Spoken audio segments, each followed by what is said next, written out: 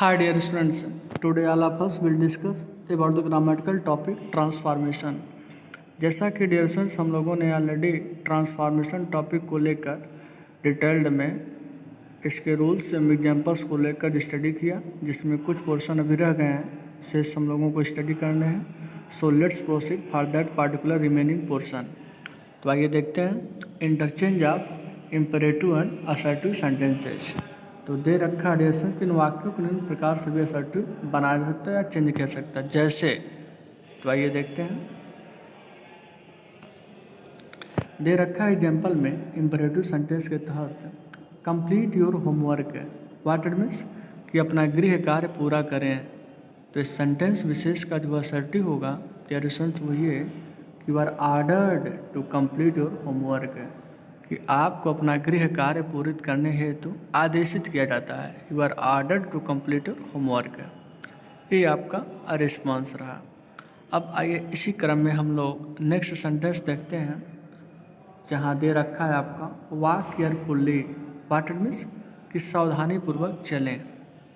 तो इसका assertive sentence या रिस्पॉन्स डियर दे रखा है you are advised to walk carefully, कि आपको सावधानीपूर्वक चलने हेतु सलाह दिया जाता है। You are advised to walk carefully. अब आइए इसी संदर्भ में हम लोग नेक्स्ट देखते हैं। तो यहाँ नेक्स्ट डियर स्टूडेंट दे रखा है कि प्लीज अथवा काइंडली को यू आर रिक्वेस्टेड टू में बदल देते हैं, यानी किसी सेंटेंस विशेष में यदि प्लीज अथवा काइंडली का समावेश हुआ हो तो इसको हम यू आर रिक्वेस्टेड टू में कन्वर्ट कर देते हैं, जैसे। तो आइए देखते हैं इसका इम्परेटिव का एग्जांपल कि please help me, please help me. इस सेंटेंस विशेष का रिस्पॉन्स डियर स्टूडेंट होगा you are requested to help me, you are requested to help me, ये आपका रिस्पॉन्स हुआ। अब आइए इसी क्रम में हम लोग नेक्स्ट देखते हैं।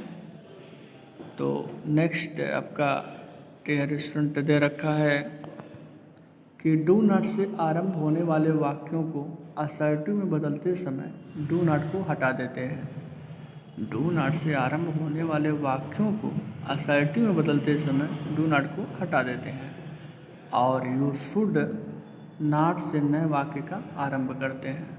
अर्थात जिस सेंटेंस विशेष में डू नॉट का प्रयोग हो और उसे असर्टिव में चेंज करना हो, तो वैसे में डू नॉट को आप रिमूव कर देंगे और आपका रिस्पॉन्स यू शुड नॉट से प्रारंभ होगा, जैसे। तो आइए इसका एग्जांपल दे रखा है कि don't run in the sun, अर्थात do not run in the sun, यानी धूप में मत दौड़ो। तो डियर स्टूडेंट्स का रिस्पॉन्स होगा you should not run in the sun, you should not run in the sun, यानी आपको धूप में नहीं दौड़ना चाहिए। You should not run in the sun, ये आपका सॉल्यूशन रहा। अब इसी क्रम में हम लोग नेक्स्ट रूल देखते हैं। तो नेक्स्ट रूल के तहत डियर दे रखा कि नेवर के स्थान पर यू शुड नेवर का प्रयोग करते हैं। नेवर के स्थान पर यू शुड नेवर का प्रयोग करते हैं, जैसे। तो आइए देखते हैं इस संदर्भ में कि इम्परेटिव सेंटेंस दे रखा नेवर टेल अ लाई। तो डियर स्टूडेंट्स का सॉल्यूशन होगा असर्टिव के तहत कि you should never tell a lie, कि आपको कभी झूठ नहीं बोलना चाहिए। तो नेवर टेल अ लाई का you should never tell a lie, ये आपका सॉल्यूशन हो गया। अब आइए नेक्स्ट हम लोग देखते हैं कि लेटस से आरंभ होने वाले वाक्यों को असर्टिव में ले जाते समय लेट अस के स्थान पर वी शुड का प्रयोग करते हैं। लेटस से आरंभ होने वाले वाक्यों को असर्टिव में ले जाते समय लेट अस के स्थान पर वी शुड का प्रयोग करते हैं, कैसे। तो आइए देखते हैं इस संदर्भ में किस तरीके से। तो डियर सन इम्परेटिव के तहत आपका दे रखा है sentence let us go out for a walk, let us go out for a walk, what it means कि आइए वॉकिंग के लिए चलते हैं, अर्थात आइए वॉकिंग पर चलते हैं। तो इसका सॉल्यूशन डियर स्टूडेंट होगा कि we should go out for a walk, we should go out for a walk, what it means कि हमें वॉकिंग के लिए जो है सैर पर चलना चाहिए या वॉकिंग के लिए निकलना चाहिए।